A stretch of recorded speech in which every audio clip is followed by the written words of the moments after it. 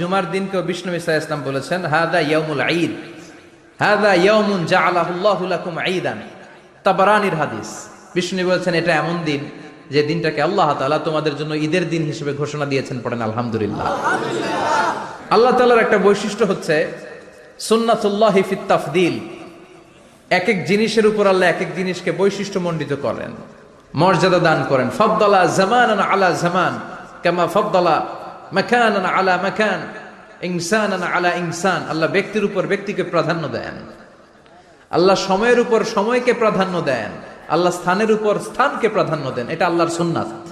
এটা আল্লাহর কি সুন্নাতুল্লাহি ফিত তাফদীল।